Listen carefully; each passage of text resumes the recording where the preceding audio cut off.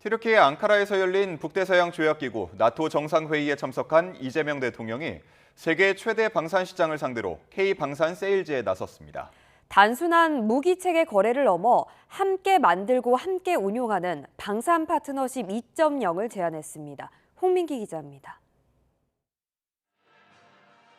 취임 이후 처음으로 나토 정상회의에 초청국 대표 자격으로 참석한 이재명 대통령이 방산포럼 기조연설에 나섰습니다.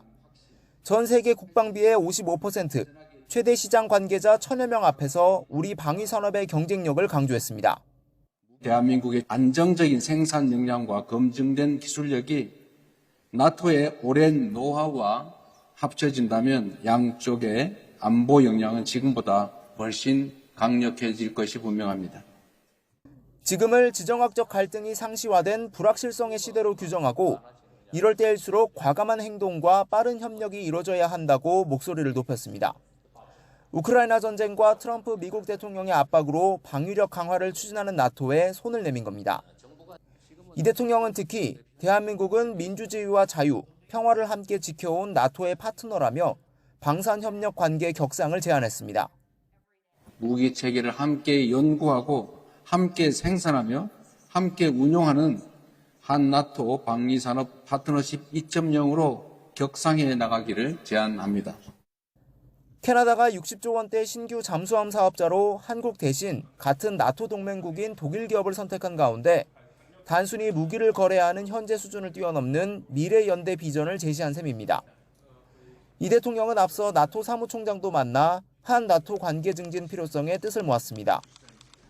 우리와 함께 나토의 인도태평양 파트너 4개국, IP4에 속한 일본과 호주, 뉴질랜드 대표들과는 지역 내 평화와 안정을 위한 협력체제 구축 방안 등을 논의했습니다. 이 대통령은 나토 참석 이틀째인 오늘은 방산 등 협력 가능성이 있는 각국 정상들과 회담을 추진합니다. 함께 이곳에 와 있는 트럼프 미국 대통령이나 젤렌스키 우크라이나 대통령과 깜짝 만남 또는 회동이 성사될지도 주목됩니다. 튀르키예 앙카라에서 YTN 홍민기입니다. 캐나다 역사상 최대 규모 차세대 잠수함 사업에서 독일 업체가 우선 협상 대상자로 선정됐지만 한화오션의 항해는 아직 끝나지 않았습니다. 캐나다가 12척 전량 계약 대신 단계별 분할 발주 가능성을 시사하면서 약 2년간의 본 협상 과정에서 언제든 역전과 후속 수주가 가능하다는 분석입니다. 권영희 기자입니다. 최대 60조 원 규모의 캐나다 잠수함 프로젝트는 일단 나토 동맹과 유럽 공급망을 앞세운 독일 TKMS에 돌아갔습니다. 하지만 한화오션은 단순한 탈락이 아닌 예비 공급업체 지위를 확보하며 반전의 불씨를 남겼습니다. 가장 큰 변수는 캐나다의 단계별 분할 발주 계획입니다. 마크 카니 캐나다 총리는 향후 도입 물량과 시기를 유연하게 가져가겠다고 강조했습니다. Are you committing to 12 submarines, and does Canada need that many? Well, that will be part of the negotiation. We say up to advisedly. We may want to keep some flexibility. 본계약 체결까지 예상되는 협상 기간은 약 2년. 현재 다수의 잠수함 사업을 병행해 생산 병목을 겪고 있는 유럽 방산업계가 과연 조기 인도 약속을 지킬 수 있을지가 쟁점입니다. 세부 조건 합의가 지연되거나 무산되면 대안카드로 지정된 한화오션이 즉각 대체 투입될 수 있습니다. 여기에 카니 총리가 언급한 역대 최대의 경제적 파급 효과도 한화오션에 유리한 대목입니다. 지난 2년간 현지 20여 개 방산 기업과 선제적으로 구축해둔 촘촘한 협력망이 추가 물량 협상에서 강력한 무기로 작동할 수 있습니다. 카니 총리 역시 한화오션의 탁월한 제안을 언급하며 굳건한 파트너십을 재확인했습니다. There are many other areas where Canada and Korea are cooperating. There are many more where we can deepen that. And it's, as I said a moment ago in my prepared remarks, a critical strategic partner of Canada. 유럽의 견고한 안보 장벽에 막혀 1라운드는 내줬지만 압도적인 납기 능력과 검증된 성능을 앞세운 K방산의 진짜 승부는 이제부터입니다. YTN 권영입니다. 장윤기 부친이 현직 경찰인 걸 모르게 하라는 은폐 지시가 경찰 내부에서 있었던 정황을 검찰이 포착해서 수사하고 있습니다. 광산경찰서 압수수색으로 강제 수사를 본격화한 가운데 장윤기 사건을 주도했던 경찰 수사팀장은 오늘 영장 실질 심사를 받습니다. 권민석 기자의 보도입니다.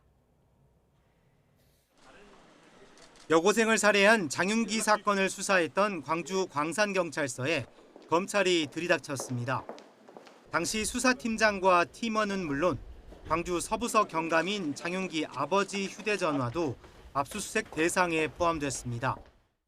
어떤 물품 확보하셨습니까? 말씀드릴 수 없습니다. 강제 수사에 돌입한 검찰은 장윤기 부친과 수사팀 유착에 상부 개입이 있었는지도 들여다보고 있습니다. 장윤기 범행 바로 다음 날 수사팀원이 장 씨 부친과 통화하며 당신이 경찰인 걸 모르게 하란 윗선 지시가 있었다고 언급했기 때문입니다. 그제 긴급 체포된 광산서 소속 수사팀장 A씨는 가장 먼저 구속기로에 서게 됐습니다. A팀장은 오늘 오전 11시 광주지방법원에서 영장 실질 심사를 받습니다. 납치 범행을 입증할 핵심 물증인 장윤기 차 안 케이블 타이를 확보하지 않고 차량 감식 장면을 촬영한 영상도 삭제하라고 지시한 혐의를 받습니다. 케이블 타이는 잠시 취재진에게 공개된 장윤기 차량에서 카메라에 포착되기도 했지만 수사팀이 장윤기 부친에게 차량을 넘긴 뒤 흔적도 없이 사라져버렸습니다. 경찰청은 A팀장을 직위 해제하고 당시 광산서장과 형사과장, 팀원 등 6명을 대기 발령해 직무에서 배제했습니다. 장윤기 자취방에 있던 리얼도를 폐기한 장 씨 부친 역시 대기 발령된 상태입니다. 경찰은 의혹 규명을 위한 특별수사팀을 27명 규모로 확대했지만 부실 축소 수사에 증거인멸, 은폐 정황까지 파문은 갈수록 커지고 있습니다. YTN 권민석입니다. 앞서 보신 것처럼 현직 경찰인 장윤기 부친의 증거인멸 논란이 일자 경찰청이 친족 간 특례 조항으로 처벌을 피하더라도 감찰 조사 결과 비위 사실이 확인되면 관련 법령에 따라 징계할 수 있다고 밝혔습니다. 경찰청은 언론 공지에서 징계벌과 형사벌은 그 목적과 내용, 대상 등이 서로 달라서 형사처벌 대상에서 제외되더라도 감찰 결과에 따라 국가공무원법, 경찰 공무원 징계령 등의 근거에 징계할 수 있다고 설명했습니다. 피해자 가족인 경찰관의 연루 의혹과 수사팀장의 증거인멸 의혹이 불거진 장윤기 사건은 검찰이 수사를 바로잡기 위해 넘겨받으려 해도 현행법상 불가능에 가깝습니다. 지난 2021년 수사권 조정으로 신설된 법 조항들 때문에 경찰이 쥐고 버티면 검찰로서는 어쩔 수 없는 구조적인 허점이 드러난 건데요. 이 내용은 이준엽 기자가 보도합니다. 경찰의 조직적 은폐 정황이 포착된 장윤기 사건 같은 경우 과거였다면 검찰이 즉각 송치 명령을 내려 사건을 가져올 수 있었습니다. 과거 형사소송법에는 경찰에 대한 검찰의 수사지휘권이 절대적이었기 때문입니다. 그러나 YTN 취재 결과 현재 검찰은 이 사건에 대해 송치 요구를 하더라도 실익이 없다고 판단한 거로 확인됐습니다. 지난 2021년부터는 수사권 조정과 함께 시행된 7일 이내 송치 조항과 수사의 경합 규정이 걸림돌이 됐습니다. 이번 사건처럼 경찰이 수사팀장에 대해 먼저 구속영장을 신청해 선수를 쳤다면 검찰은 사건을 넘겨달라고 요구할 수조차 없습니다. 경찰 단계 구속 시한인 열흘 동안은 경찰의 수사를 맡겨야 하기 때문입니다. 설령 검찰이 먼저 송치 요구를 했더라도 경찰은 일주일까지는 사건을 넘기지 않고 수사를 계속할 수 있습니다. 결국 경찰의 은폐 의혹이 아무리 짙어도 검찰이 송치를 요구하든 못하든 초기 수사는 일주일 이상 경찰의 통째로 맡겨야 하는 구조입니다.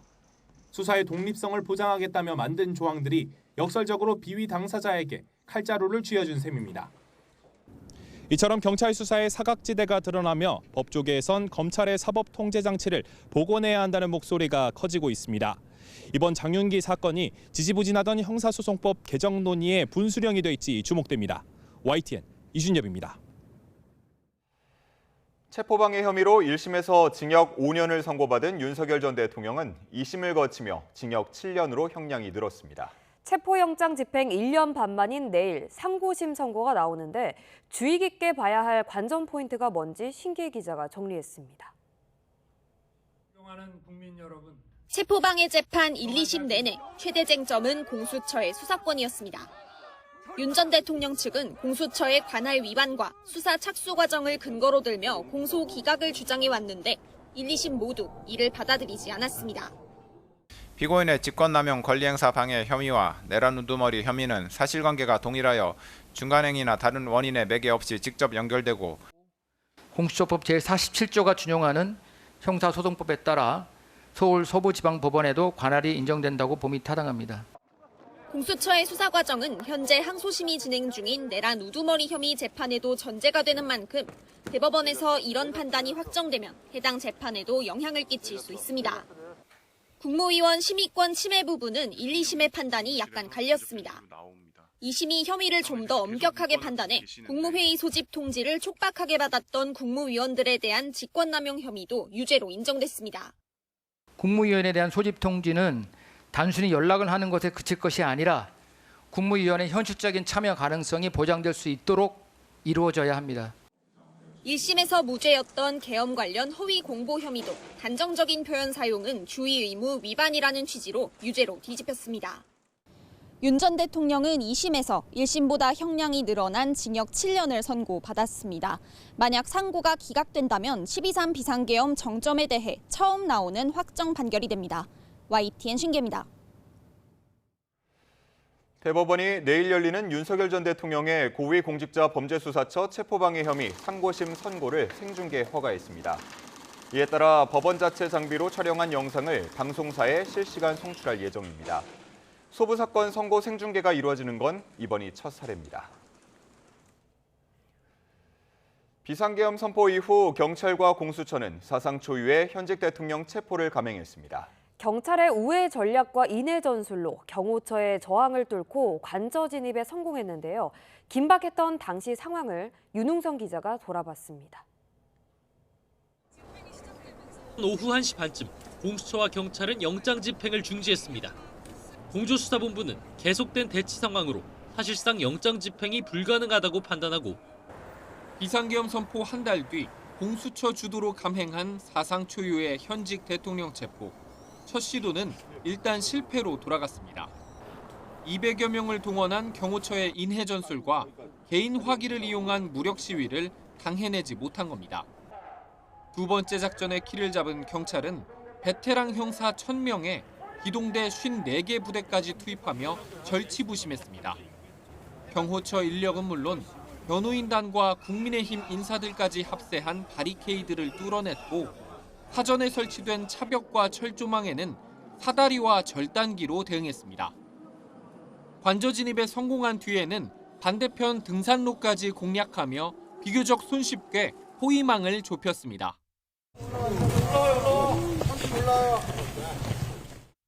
결국 6시간 만에 집행된 체포영장. 하지만 윤 전 대통령은 체포된 그 순간까지도 수사의 정당성을 인정하지 않았습니다. 불법 수사이긴 하지만 공수처 출석에 응하기로 했습니다. 그러나 제가 이 공수처의 수사를 인정하는 것은 아닙니다. 12.3 비상계엄 단죄의 시작이라고 볼 수 있는 윤 전 대통령의 관저 공성전은 1년 넘는 수사와 재판을 거쳐 이제 대법원 판단만 남겨두고 있습니다. YTN 윤웅성입니다.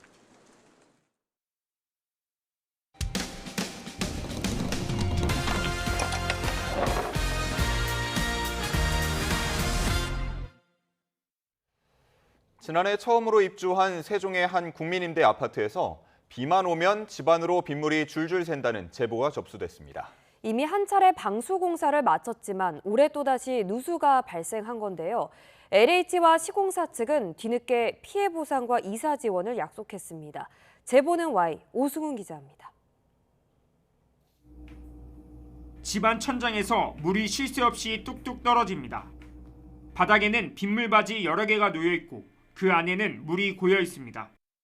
지난해 4월 처음으로 입주한 세종시의 한 국민임대주택 아파트입니다. 1년여 동안 천장 누수만 7차례, 벽지도 벌써 3번이나 교체했습니다. 지난해 시공사가 한 차례 방수 공사를 진행했지만 올해 또다시 집안으로 빗물이 새면서 곰팡이까지 피었습니다. 벽지 곰팡이랑 이제 공기 문제로 너무 심각해서 피해를 입어서 계속 제가 말씀을 드렸거든요. 근데 이제 방수공사랑 이제 도배만 해주시고 그렇게 처리를 했는데 이제 또 누수가 된 거예요. 빗물이 스며든 것으로 추정되는 옥상입니다. 보시는 것처럼 바닥은 축축하게 젖어 있고 임시 방편으로 방수용 비닐을 씌워놨습니다. 비가 내린 날 취재진이 현장을 찾았을 때도 주거지 내부 벽지는 젖어 있었고 주택 복도 천장에서도 물이 새고 있었습니다. 세입자는 한국토지주택공사 LH와 시공사 측에 피해 보상과 이사 지원을 요청했지만 그동안 서로 책임을 미뤄왔다고 주장했습니다. 그래서 올해 또 3월, 5월, 6월 이렇게 또 누수가 돼서 그래서 이제 제가 재차 요청을 드렸는데 좀 저기 하더라고요. 저기 아무런 조치가 없더라고요. 그래서 좀 답답합니다. 취재가 시작되자 LH 측은 누수로 인한 입주민 피해가 더는 발생하지 않도록 세대 이전을 적극적으로 검토하고 있다고 해명했습니다. 시공사도 하자 해결을 위해 노력하고 있고 피해 세입자와 보상 협의도 마쳤다고 밝혔습니다. YTN 오승훈입니다. 초고가 아파트 등 부동산 탈세 조사로 318억 원의 세금이 추징됐습니다. 양도세를 피하려고 엄마 친구와 가짜 매매를 하는가 하면 외국인 배우자로부터 자금 전액을 증여받고 신고를 하지 않다가 덜미가 잡혔습니다. 보도에 오인석 기자입니다. 국세청은 지난해 10월 초고가 주택 등 부동산 탈세 혐의자 104명에 대한 세무조사에 착수했습니다.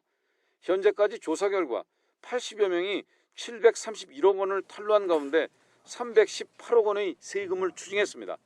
세금을 포탈한 6명은 검찰에 고발하고 4명은 벌금 상당액 7억 원을 통고 처분했습니다. 또 부동산 실명법 위반 행위가 확인된 20명은 과징금 부과와 형사처벌이 이루어질 수 있도록 관할 지방자치단체에 통보했습니다. 탈세는 부당하게 1세대 1주택 비과세를 적용받아 양도소득세를 회피한 사례가 다수 적발됐습니다. 이 주택자인 A씨는 저가 아파트를 엄마 친구에게 팔고 남은 20억 상당의 고가 아파트를 매매하면서 1세대 1주택자로 비과세 적용해 양도세를 신고했습니다. 하지만 엄마 지인에게 판 저가 아파트를 다시 돌려받고 탈세에 협조한 대가로 사례금을 지급했습니다. 다주택자 중과세율이 적용되며 10억 원의 양도세가 추징됐습니다. 검은머리 외국인 B씨는 서울 마영성 소재 고가 아파트 2채를 30여억 원에 사들였는데 외국인 배우자로부터 자금 전액을 증여받고도 신고를 누락했습니다. 증여세 4억 원이 추징됐습니다. 부동산 탈세 차단은 조세 정의를 바로 세우는 일이자 주택시장의 안정과 신뢰를 회복하는 출발점입니다. 탈세는 반드시 적발된다는 원칙을 지켜내겠습니다.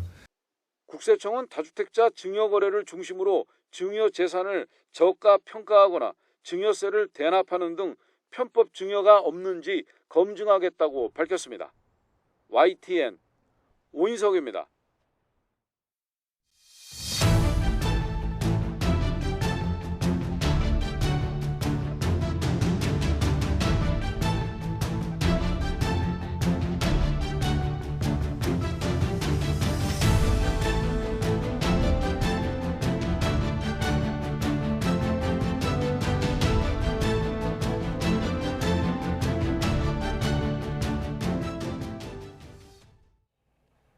이번 장마는 그야말로 예측 불가죠. 새벽에는 곳곳에 호우가 쏟아지다가 한낮에는 폭염이 기승을 부리는 등 하루에도 날씨가 롤러코스터를 타듯 바뀌는데요. 오늘부터는 중부와 호남 등을 중심으로 다시 200mm가 넘는 많은 비가 예보됐습니다. 김민경 기자의 보도입니다. 불어난 물이 하천을 가득 채운 채 거침없이 흘러갑니다. 수위가 높아지면서 물살도 한층 빨라졌습니다.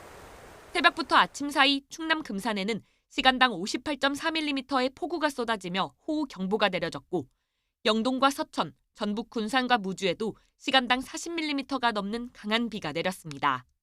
비구름이 빠르게 동쪽으로 빠지면서 비는 오전에 대부분 그쳤지만 곧바로 폭염의 기세가 살아났습니다. 비가 갑자기 많이 와서 바지도 다 젖고 몸도 다 젖고 해가지고 좀 찝찝했어요. 근데 낮에는 또 이렇게 햇빛이 강해서 땀도 많이 나고 날씨가 좀 많이 찝찝한 날씨인 것 같아요. 영남 등 남부에 내려졌던 폭염주의보는 경기 남부와 강원, 충청과 전북 등 전국 곳곳으로 확대됐습니다. 한낮에 전북 정읍 태인면은 35.1도, 부안 줄포면도 34.8도까지 올랐습니다. 높은 습도까지 더해지면서 체감 더위는 더 심해져 경기 여주 가남읍의 체감 온도는 35.8도, 광주 34.5도, 경주 34.3도를 기록했습니다. 밤에도 열기가 식지 않으면서 전국 곳곳에 열대야가 나타나겠고 서울도 올여름 첫 열대야 가능성이 있습니다. 오늘부터는 또다시 전국에 많은 장맛비가 예보됐습니다. 더운 열기 위로 정체전선이 강하게 발달하면서 오늘은 중부까지 올라올 걸로 보입니다. 내일까지 충남과 전북에는 200mm 이상, 수도권과 강원, 충북에도 150mm가 넘는 많은 비가 내릴 전망입니다. 특히 오늘 밤부터 내일 오전 사이에는 정체전선의 이동 속도가 느려지면서 한 지역에 강한 비가 집중될 가능성이 큽니다. 또 정체전선이 크게 이동하는 대신에 한 군데 머무르게 되면서 비구름대가 고정돼서 영향을 주게 되겠는데요. 충남과 전북을 중심으로는 시간당 50mm 이상의 매우 강한 비가 내릴 것으로 예상이 되고 특히 취약 시간대인 밤사이 강한 비가 집중될 걸로 보여 침수 피해 우려가 있습니다. 반면 비가 내리지 않는 지역에서는 폭염과 열대야가 이어질 걸로 보여 이번 장마는 호우와 더위를 동시에 대비해야 할 걸로 보입니다. YTN 김민경입니다. 악의적인 허위 조작 정보 유포에 대해 최대 5배 손해배상을 제기할 수 있도록 한 개정 정보통신망법이 시행에 들어갔습니다. 시행 첫날부터 표현의 자유를 두고 여야가 첨예하게 맞붙은 가운데 국민의힘은 헌법 소원을 예고했습니다. 박정현 기자입니다.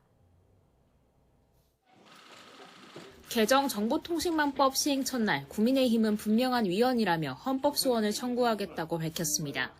정보통신망법의 핵심은 결국 무엇이 거짓이고 혐오 표현인지를 국가 권력이 가려내겠다는 선언이라면서 조선시대 연산군의 신원패에 빗댔습니다. 500년 전 폭군의 만행은 2026년 7월 7일 대한민국에서 온라인 입틀막법으로 되살아났습니다.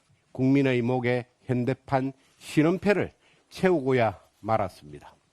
이미 정부 여당이 고등학교 야구부 응원구호부터 아이돌 사투리 한마디에 마녀사냥을 벌이고 있다며 결국 정권 찬양만 남는 독재 국가를 만들겠다는 심산이라고 꼬집었습니다. 이제는 사투리도 마음대로 쓰면 안 되겠어요. 일종의 지금 본인들과 생각이 다르면 이 성역화하면서 그거 지금 입틀막 아닙니까?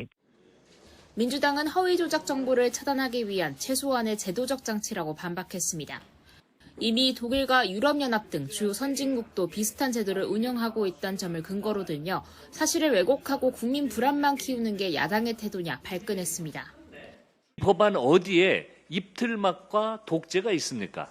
이재명 정부와 민주당이 하는 것은 무조건 딴지를 걸고 보겠다는 못된 심보입니다. 물론 정부와 정치권에 대한 정당한 비판과 토론은 당연히 보장될 거라면서도 악의적인 가짜뉴스에 대해선 적극 신고 고발해달라고 당부했습니다. 표현의 자유와 허위 조작 정보는 분명히 구별해야 합니다. 허위 조작 정보를 발견하시면 민주파출소를 비롯한 신고 창구를 적극 활용해 주시기 바랍니다. 이런 가운데 민주당은 내일 국회 본회의 소집을 요청했습니다. 조정식 국회의장이 국민의힘 보이콧 상황 속에도 여야 간 추가 협의를 요청했지만 원구성을 둘러싼 입장차는 여전한 상황입니다. YTN 박정현입니다. 지난 부산시장 선거에서 음료 테러 자작극 의혹을 받는 개혁신당 정의한 후보가 구속 갈림길에 섰습니다. 2달여 동안 사건을 수사한 경찰은 정 후보가 증거를 없애거나 달아날 가능성이 있다고 판단했는데요. 구속영장 실질심사는 오늘 오후 부산지법에서 열립니다. 차상은 기자입니다. 지나던 차량에서 선거 유세 중인 후보에게 날아든 음료수 컵. 컵을 피하려다 넘어진 후보는 잠시 의식을 잃었고 병원에 이송됐습니다. 지난 4월 개혁신당 정의한 부산시장 후보 측이 정치 테러를 당했다며 알린 이야기입니다. 정 후보는 테러를 당한 젊은 정치인으로 더 잘 알려지게 됐고 다른 후보들도 테러를 규탄한다는 목소리를 내기도 했습니다. 그런데 컵을 던지고 달아난 운전자를 경찰이 조사했더니 정 후보와 알고 지낸 헬스 트레이너로 드러났습니다. 테러가 아닌 자작극 가능성이 제기되면서 경찰 수사는 정 후보를 향했고 개혁신당은 부산 시민에게 사과했습니다. 참담한 심정을 금하기 어렵습니다. 개혁신당이 공천한 후보이기에 무한한 책임감을 느낍니다. 2달여 동안 사건을 수사한 경찰은 최근 정 후보에 대해 공직선거법 위반과 위계 공무집행 방해 혐의로 구속영장을 신청했습니다. 증거를 없애거나 달아날 우려가 있다는 이유에서입니다. 1.5%의 득표율로 낙선한 정 후보는 곧바로 정계 은퇴를 선언하며 탈당했고 자작극 의혹에 대해서는 아무 입장을 내지 않았습니다. 정 후보의 영장 실질 심사는 오후 2시 부산지법에서 열립니다. YTN 차상입니다. 6.3 지방선거 투표용지 부족 사태 국정조사 특위가 중앙선거관리위원회와 서울시 선거관리위원회에서 현장 조사를 진행했습니다. 상황실 대응과 CCTV 사각지대에 대한 질타가 이어진 가운데 송파구 투표지 247만 장 재검표 문제가 화두로 떠올랐습니다. 임성재 기자의 보도입니다. 지난주 잠실 올림픽공원 개표소를 현장 조사한 국조특위가 이번엔 컨트롤타워 중앙선관위와 서울시 선관위를 찾았습니다. 여야는 본투표 당일 투표용지 부족을 최초 인지한 시점과 상황실 대응, CCTV 사각지대 등을 놓고 질타를 쏟아냈습니다. 투표용지가 부족하다는 것을 전화를 받고도 자체 확인하는 데만 선관위가 50분씩 소요되는 조직이 되어버렸습니다. 지침을 내리는 데 걸린 시간은 그로부터 또한 55분이 걸려서 그 CCTV가 비추는 곳이 사각지대가 많고 또 심지어 복도 쪽 출입문은 열려 있는 부분이 있었기 때문에 CCTV 제출을 좀 미루고 있는 이유를 좀 이해를 못하겠습니다. 지난 5일 국민의힘 소속 윤상현 특위위원장이 제안한 올림픽공원 개표소 투표지 재검표 문제에 대한 보고도 이뤄졌습니다. 중앙선관위는 투표지 이송 전 검증을 제안하며 총 9시간, 인력 440명, 예산 5천만 원이 소요될 거라고 추산했습니다. 올림픽공원에 보관되어 있는 해당 투표지가 선거 당일 사용한 투표지와 동일하다는 투표지의 무결성을 입증하기 위한 것으로 다만 투표지 유무효 판단을 구하는 선거 쟁송은 아니라는 게 선관위 설명인데 법적 효력이 없는 재검표가 국민의 의구심을 모두 해소할 수 있을지 의문도 제기됐습니다. 국조특위는 또 14일 1차 청문회엔 중앙선관위원 전원 등 증인 97명을 부르기로 했습니다. 이 과정에서 대통령 비서실장과 행안부, 국방부 장관을 부를지를 놓곤 공방도 벌어졌습니다.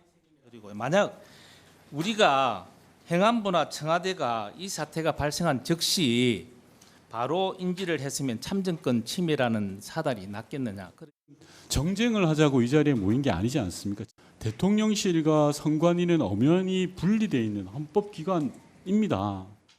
올림픽공원 개표소 내 투표용지 247만 장에 대해선 여야 모두 공개 재검표 가능성을 열어둔 상태입니다. 이 재검표 목적과 절차를 어떻게 할지 각 당 내부 조율과 여야 협의가 관건이 될 전망입니다. YTN 임성재입니다.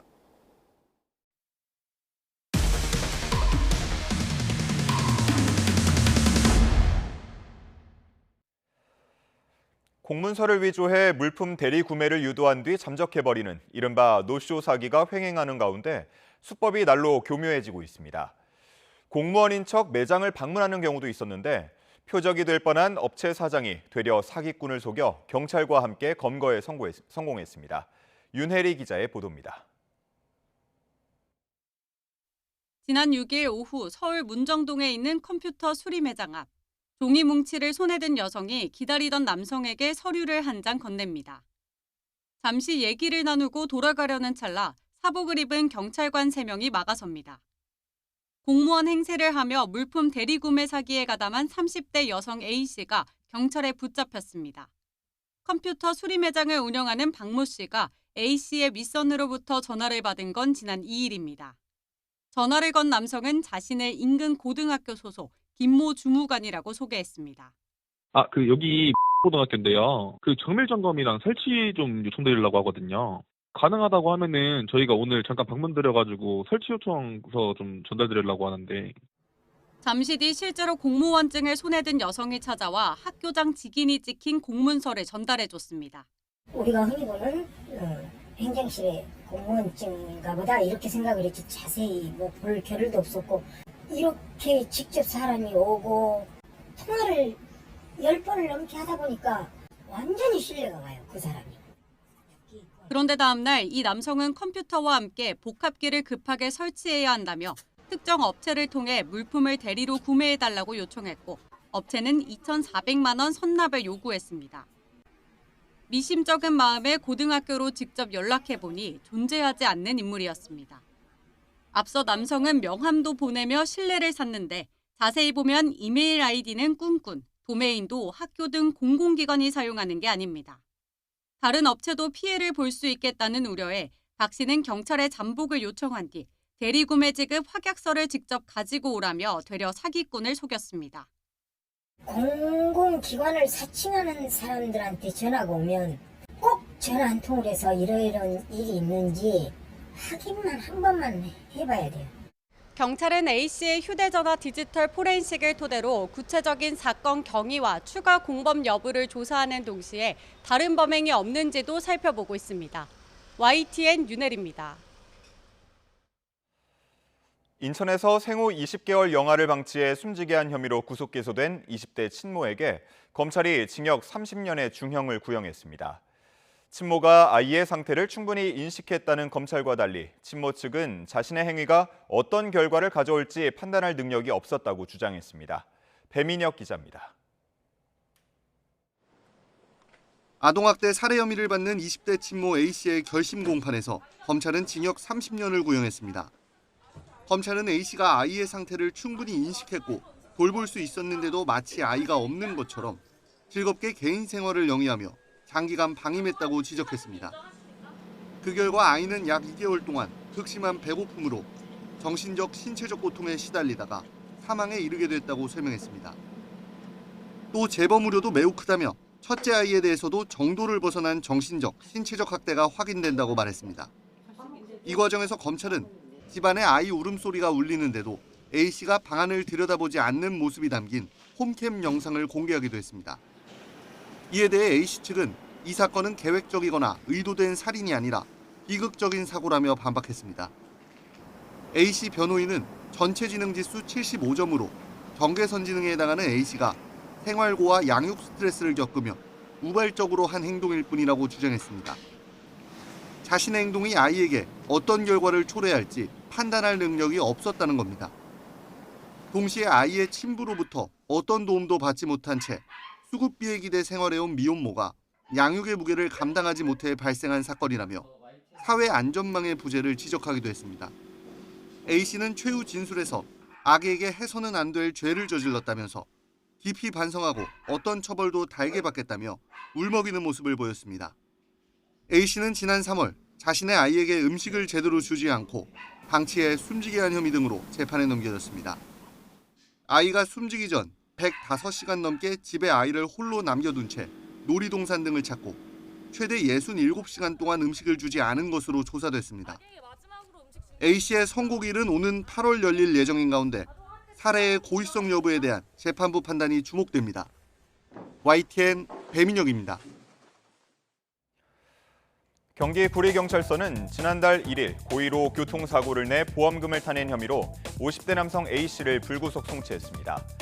A씨는 지난 4월 26일 오전 11시쯤 경기 구리시에서 후진하던 모닝 차량 뒤로 걸어가 일부러 부딪혀 사고를 내 보험금 100만 원가량을 탄 혐의를 받고 있습니다. 경찰 조사 결과 A씨는 사고 10분 전부터 주변을 서성이며 사고를 유도한 것으로 확인됐습니다. 충남 천안에서 지적장애가 있는 또래 학생을 집단 폭행한 중학생 7명 중 2명이 구속됐습니다. 충남경찰청은 공동폭행과 성폭력처벌법 위반 혐의 등으로 중학생 A군과 B군을 구속했다고 밝혔습니다. A군 등 7명은 지난 5월 26일 천안에 있는 야외 쉼터 등에서 지적장애가 있는 중학생 C군을 마구 때린 혐의를 받습니다. A군과 B군은 C군의 옷을 벗기고 신체 일부를 불법 촬영해 공유한 혐의도 받고 있습니다. 호르무즈 해협을 통과하던 민간 선박 3척이 잇따라 이란의 공격을 받으면서 긴장이 다시 고조되고 있습니다. 특히 핵심 중재국인 카타르의 선박까지 처음으로 피격됐는데요. 폭발 가능성까지 제기됐습니다. 런던에서 조수현 특파원입니다. 호르무즈 해협 인근에서 카타르 선적의 LNG 운반선이 화재에 휩싸였습니다. 기관실 쪽이 미사일 공격을 받아 폭발할 가능성까지 제기되면서 승무원들은 긴급히 대피했습니다. 지난 2월 말 전쟁 발발 후 중재국인 카타르의 선박이 공격받은 것은 처음입니다. 카타르 외무부는 이란을 향해 용납할 수 없는 공격이자 명백한 국제법 위반이라고 규탄했습니다. 비슷한 시각 카타르 LNG선 외에 다른 유조선 한 척도 미사일 공격을 받았습니다. 이번 공격과 관련해 이란 당국은 침묵을 지켰습니다. 하지만 이란 국영방송은 미 해군의 지원을 받아 오만족 항로를 이용하려던 유조선이 경고를 여러 차례 무시해 공격받았다고 보도했습니다. 뒤이어 유조선 한 척이 추가로 미확인 발사체의 공격을 받아 24시간 동안 3척이 피해를 본 것으로 파악됐습니다. 호르무즈 해협 통제권을 둘러싼 미국과 이란의 신경전 속에 선박들의 불안감도 다시 고조되고 있습니다. 특히 이란의 알리 하메네이 전 최고 지도자 장례 기간에 이루어진 이번 공격은 강경파인 혁명수비대의 막강한 영향력을 보여주는 사례라는 분석도 나옵니다. 한편 미국과 이란의 종전 양해각서 체결 이후 호르무즈 해협에서 선박들이 잇따라 탈출하면서 현지에 남은 한국인 선원은 17명으로 줄었습니다. 남아있는 한국 선박은 피격으로 수리 중인 나무호를 포함해 2척으로 수리와 선적이 끝나는 대로 해협을 빠져나올 예정입니다. 런던에서 YTN 조수연입니다. 오늘의 주요 경제 일정입니다. 한국은행이 오늘 오전 올해 5월 기준 국제수지를 발표합니다. 앞서 4월 국제수지에선 경상수지가 282억 9천만 달러 흑자를 기록해 2023년 5월 이후 36개월 연속 흑자 행진을 이어갔습니다. 지난 4월 국제수지 발표 당시 한은은 5월 경상수지가 역대급이 될 것으로 전망했습니다. IMF가 오늘 세계 경제 전망을 발표합니다. 4월 보고서에서 IMF는 우리나라 성장률을 1.9%로 예상했는데요. 반도체 호조 등을 반영해 전망치를 높일 걸로 전망됩니다. 농식품부가 오늘부터 이틀 동안 집중호우에 대비해 24시간 상황 관리를 추진합니다. 피해가 우려되는 지역 농가에는 휴대전화 문자 메시지와 TV 자막, 마을 방송 등을 통해 피해 예방 요령을 안내할 계획입니다. 날씨가 더워지면서 가정용 이동식 에어컨에 대한 관심도 높아지고 있습니다. 한국소비자원이 이동식 에어컨의 냉방 성능과 소음 등을 비교 분석했는데요. 일부 제품은 창문 틈새를 막는 단열재가 부족한 문제 등이 있는 것으로 드러났는데 오늘 정오에 자세한 내용이 공개됩니다. 정몽규 전 대한축구협회장과 홍명보 전 감독이 모두 물러나면서 차기 지도부 구성이 최대 관심사로 떠올랐습니다. 최근 출범한 K축구 혁신위의 최대 과제 가운데 하나인데요. 고민해야 할 부분도 있습니다. 이대건 기자입니다. 홍명보 감독이 충격적인 32강 진출 실패 이후 먼저 사퇴한 데 이어 정몽규 전 대한축구협회장이 K축구 혁신위가 출범하는 날 사직서를 냈습니다. 이렇게 혁신 대상의 상징적 인물 2명이 축구협회를 잇따라 떠났습니다. 최희영 문체부 장관은 공동위원장 자리를 유승민 대한체육회장에게 넘기면서 혁신위 활동 기한도 차기 집행부 구성까지로 못 박았습니다. 축구협회는 피파 정관에 따라야 하는 단체로 독립성과 자율성 보장이 핵심입니다. 문체부 장관이 위원장을 맡을 경우 정부 입김 논란에서 벗어날 수 없다는 부담이 있습니다. 우리 축구협회의 독립성은 반드시 보장받아야 할 가치이며 약속입니다. 정부가 법에 정해진 범위를 넘어서서 협회 사무에 개입하는 건 있을 수 없는 일입니다. 대한축구협회가 최근 사과문에서 선거제도는 피파, 대한체육회 정관과 충돌하지 않아야 한다고 밝힌 것도 이런 이유 때문입니다. 축구협회가 피파 뒤에 숨는다는 비판도 있지만 논란을 줄여야 하는 건 혁신위도 고민하는 부분입니다. 게다가 혁신위의 구속력도 없습니다. 현재로서는 저희가 구속력을 갖고 있지는 못합니다. 저희가 협회의 어떤 산하 단체나 이런 걸로 들어가는 것도 전혀 아니기 때문에 지금 현재는 자문의 성격이 가장 강하고요. 특정 세력이 아닌 축구인과 축구팬 모두의 축구협회를 만들기 위해 선거제도를 어떻게 손봐야 하는지가 핵심입니다. YTN 이더훈입니다. 축구대표팀 미드필더인 이강인 선수가 프랑스 파리 생제르맹을 떠나 스페인의 명문 클럽 아틀레티코 마드리드로 이적할 전망입니다. 유럽 이적 시장에서 가장 공신력이 높은 것으로 평가되는 파브리치오 로마노 기자는 자신의 SNS에 이강인의 아틀레티코 마드리드 이적이 확정됐다면서 이적료는 4천만 유로, 약 700억 원이라고 전했습니다.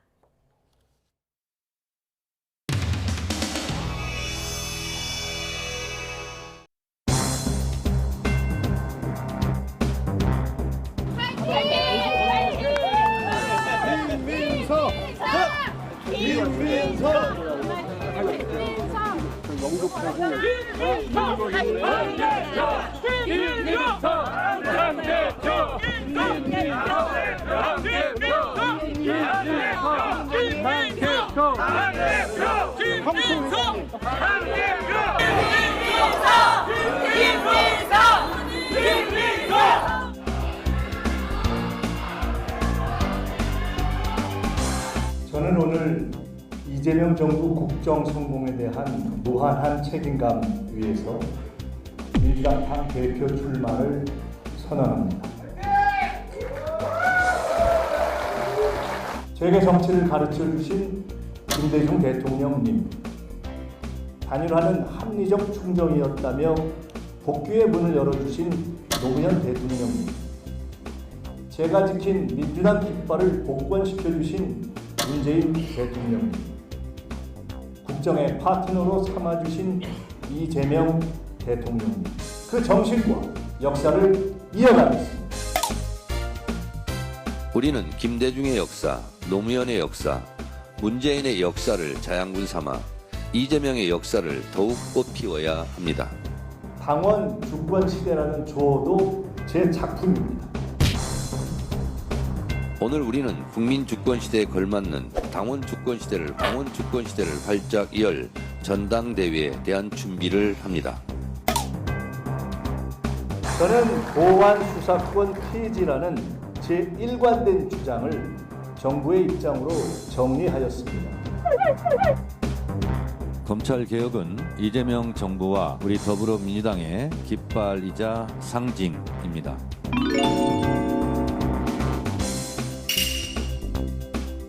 지난 1년 자기 정치의 폐해가 당과 당정 협력을 본선에 빠뜨렸습니다. 자기 정치의 폐해가 당과 당정 협력을 본선에 빠뜨렸습니다.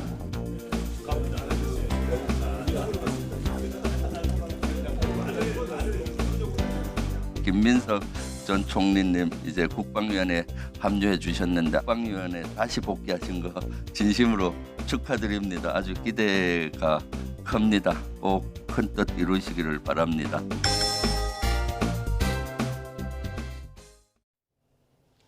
출근길 서울을 비롯한 서쪽 지방을 중심으로 비구름이 유입되고 있습니다.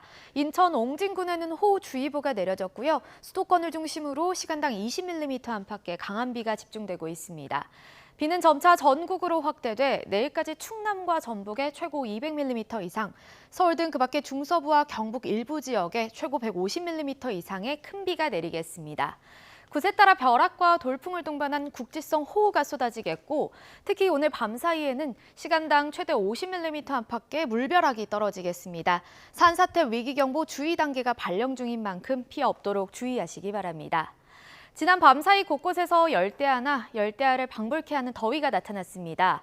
현재 서울 기온은 24.5도, 청주 26.7도를 보이고 있습니다.